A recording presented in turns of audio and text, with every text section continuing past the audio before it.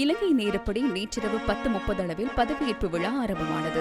தலைநகர் வாஷிங்டனின் கேபிட்டல் கட்டடத்தின் ரொட்டுண்டா அரங்கில் பதவியேற்பு விழா இடம்பெற்றது. 40 ஆண்டுகளின் பின்னர் அமெரிக்க ஜனாதிபதியின் பதவியேற்பு விழா உள்ளக அரங்கில் நடைபெற்றமை இதுவே முதன்முறையாகும். அமெரிக்காவில் நிலவும் கடும் குளிருடனான வானிலையினால் இம்முறை பதவியேற்பு விழாவை உள்ளக அரங்கில் நடத்த திட்டமிடப்பட்டது. Barack Obama, Bill Clinton, George W Bush உள்ளிட்ட அமெரிக்காவின் முன்னாள் ஜனாதிபதிகளும் டொனால்டு டிரம்பின் பதவியேற்பு விழாவில் பங்கேற்றிருந்தனர்.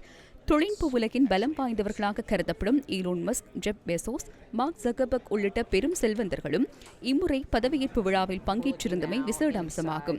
டொனால்டு டிரம்பின் பாரியார் மெலனியா டிரம்ப் உள்ளிட்ட அவரது குடும்பத்தவர்களும் நெருங்கிய நண்பர்களும் விழாவில் பங்கேற்றனர். அமெரிக்காவின் புதிய துணை ஜனாதிபதியாக ஜே.டி. வான்ஸ் பதவியேற்ற பின்னர் ஜனாதிபதி டொனால்டு ட்ரம்ப் பதவி பிரமாணம் செய்து கொண்டார். I, Donald John Trump, do solemnly swear. I, Donald John Trump, do solemnly swear that I will faithfully execute. பின்னர் அமெரிக்காவின் 47வது ஜனாதிபதியாக டொனால்டு ட்ரம்ப் முதல் தடவையாக நாட்டு மக்களுக்கு உரையாற்றினார். The golden age of America begins right now.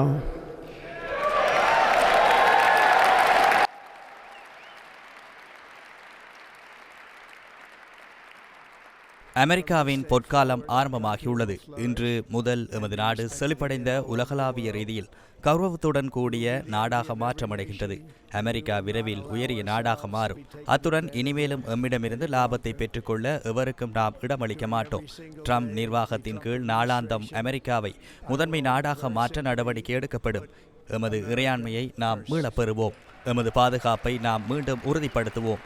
நீதியையும் நியாயத்தையும் நிலைநாட்டுவோம். America will soon be greater, stronger, and far more exceptional than ever before. முன்னாள் ஜனாதிபதியை வழியனுப்புவதற்காக ஜனாதிபதி டொனால்டு ட்ரம்ப் முதற் பெண்மணி புதிய ஜனாதிபதி ஜே.டி. வான்ஸ், அவரது பாரியார் உஷா வான்ஸ் ஆகியோர் கேபிட்டல் கட்டடத்திலிருந்து வெளியேறினர். கடந்த ஜனாதிபதி தேர்தலில் டொனால்டு ட்ரம்பின் பிரதான எதிர்த்தரப்பு வேட்பாளராக இருந்தவரும் முன்னாள் துணை ஜனாதிபதியுமான கமலா ஹாரிஸ் மற்றும் அவரது கணவர் ஆகியோர் கேபிட்டல் கட்டடத்திலிருந்து வெளியேறிய பின்னர் முன்னாள் ஜனாதிபதி ஜோ பைடன், ஜில் பைடன் ஆகியோர் புதிய ஜனாதிபதிக்கு வாழ்த்து தெரிவித்து அங்கிருந்து சென்றனர். கேபிட்டல் கட்டிடத்தில் உள்ள ஜனாதிபதி அலுவலகத்தில் டொனால்டு ட்ரம்ப் உத்தியோகபூர்வமாக கடமைகளை பொறுப்பேற்கும் நடவடிக்கை இதன் பின்னர் ஆரம்பமானது. கடும் குளிருடனான வானிலையினால் இம்முறை கேபிட்டல் கட்டிடம் முன்பாக ஆதரவாளர்கள் ஒன்று கூடுவதற்கும் சந்தர்ப்பம் கிட்டவில்லை. இதனால் தமது ஆதரவாளர்களை சந்திப்பதற்காக ஜனாதிபதி டொனால்டு ட்ரம்ப் கேபிட்டல் 1 அரேனா பகுதிக்கு செல்ல வேண்டியிருப்பட்டது. இதன்போது ஜனாதிபதிக்கு அமோக வரவேற்பு அளிக்கப்பட்டது. வண்ணமயமான அணிவகுப்பும் வரவேற்பு நிகழ்வை அலங்கரித்தது.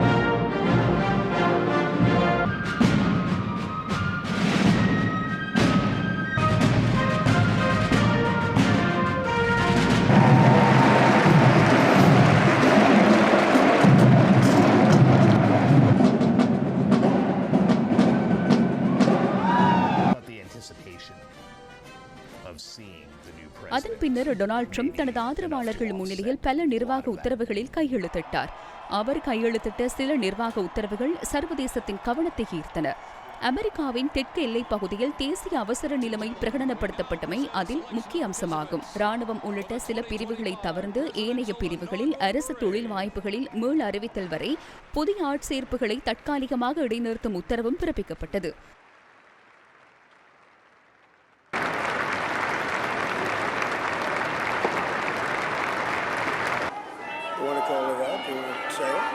You want to say it? Oh, if you want me to, sir. Why don't you say what I'm signing? Sure.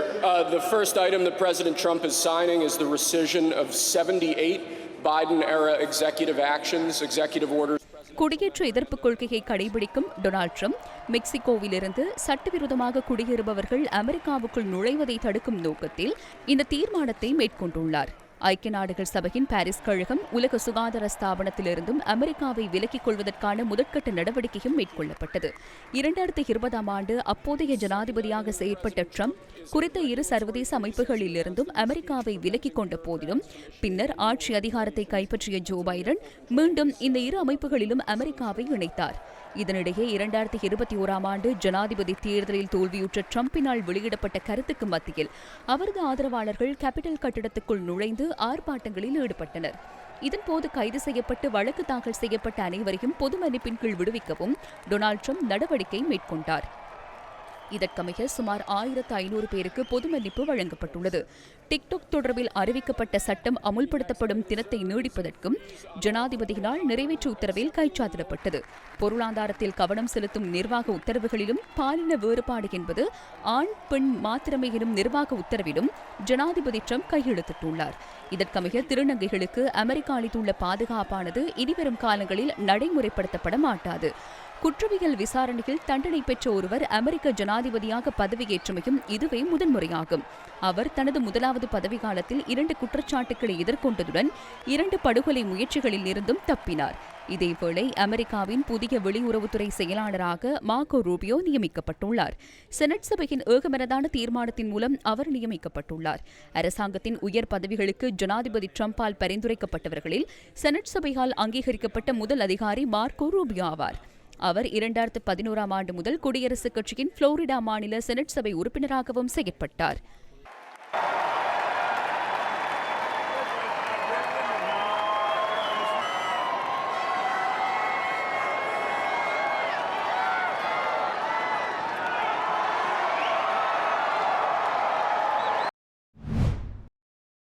இஸ்ரேலிய பணைய கைதிகளை விடுவிப்பதற்கான டொனால்ட் ட்ரம்பின் முயற்சிக்கு இஸ்ரேலிய பிரதமர் பெஞ்சமின் நெத்தன்யாகு நன்றிகளுடன் தனது வாழ்த்துக்களையும் தெரிவித்தார். ஜோ பைடனின் பதவி விலகலால் தாம் மகிழ்ச்சி அடைவதாகவும் டொனால்ட் ட்ரம்ப் அனைத்து பிரிவினருக்கும் சமநிலையான கொள்கைகளை உருவாக்கும் தலைவராக மாறுவார் எனவும் ஹமாஸ் அமைப்பின் ஊடக பேச்சாளர் தெரிவித்தார். மத்திய கிழக்கு பிராந்தியத்தில் அமைதியை கொண்டுவரும் தலைவர் டொனால்ட் ட்ரம்ப் என சிரியா கூறியுள்ளது. பிராந்தியத்தில் ஸ்திரத்தன்மையை கொண்டுவரக்கூடிய தலைவர் ட்ரம்ப் என தாம் நம்புவதாக சிரிய கிளர்ச்சி குழுக்களின் தலைவர் அகமது அல்ஷாரா தெரிவிக்கின்றார். எப்போதும் பலமான தீர்மானங்களை எடுக்கும் டொனால்ட் ட்ரம்ப் நீண்டகால நீதியான அமைதியை அடைவதற்கான வாய்ப்பினை உருவாக்குவார் என யுக்ரைன் ஜனாதிபதி விளாடிமிர் ஜெலன்ஸ்கி தெரிவித்துள்ளார். ரஷ்யா யுக்ரைன் போரை முடிவுக்கு கொண்டு வருவதற்கு தேவையான எந்தவொரு உதவிகளையும் புதிய அமெரிக்க ஜனாதிபதிக்கு வழங்க தயாராக உள்ளதாக துருக்கி ஜனாதிபதி ரிசெப் தைப் எர்துவான் தெரிவித்துள்ளார். பாரத பிரதமர் நரேந்திர மோடி, கனடிய பிரதமர், பிரித்தானிய பிரதமர் சர் கீர் ஸ்டார்மர், ஜப்பானிய பிரதமர் ஷிகெரு இஷிபா உள்ளிட்ட பல உலகத் தலைவர்களும் அமெரிக்க ஜனாதிபதி ட்ரம்புக்கு தமது வாழ்த்துக்களை தெரிவித்தனர்.